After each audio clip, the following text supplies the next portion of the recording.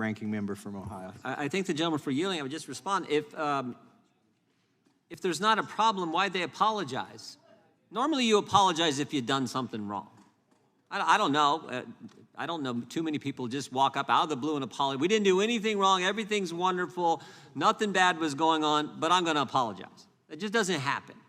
So why did the school boards apologize? Why did the School Board Association, we now have emails where Viola Garcia, one of the people who signed that initial letter that they've rescinded and apologized for, the National School Board Association communicated for several weeks with the White House before they sent the letter on this subject. Wow, that's interesting.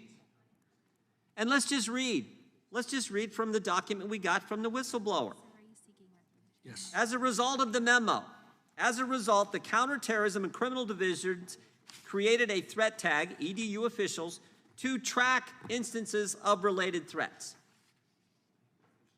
We ask that your offices apply the threat tag to investigations and assessments of the threats. Now, if you're investigating, who are you investigating? Do you investigate buildings? Do you investigate puppies? I mean, you investigate people. So who do you think is going to have the label next to their name? People. We're talking about parents at school board meetings, so we're talking about threat tag. I'd like an answer. It'd be real simple to get an answer, to find out if Mr. Cicilline's right or am I right? Would the gentleman yield for an answer? Real simple to get an answer. Would the gentleman yield for an answer? If the chairman would bring in the Attorney General and let us ask how many... I'll give you a one-word answer. How many... Okay, here's the question. You can answer it if you know it. How many parents right now have a threat tag designation associated with their name?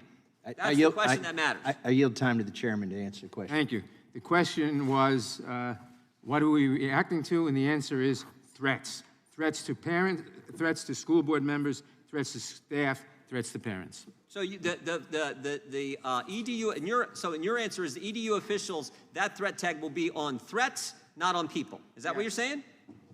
Yes. You're confident of that? Yes.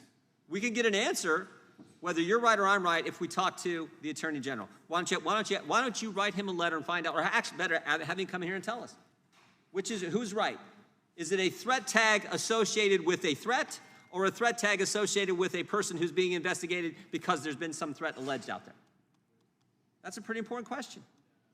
We could get the answer to that if you'd bring in the Attorney General. That I yield back to my friend from Kentucky. I'd like to yield time to my friend from North Carolina.